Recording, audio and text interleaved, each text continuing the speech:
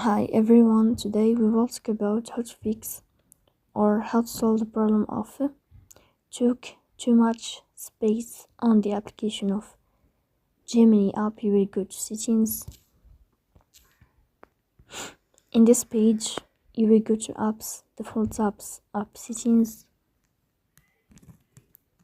On above, you will search about Gemini and you will click here. Then in this page of app info, you will click on first stop and you will click OK. Here you will enter to the window of storage. Then you will click on clear cache, but pay attention, don't click clear data because that can delete your account or can cause you errors in your app. In the end, you can turn off your phone and you can restart your phone again.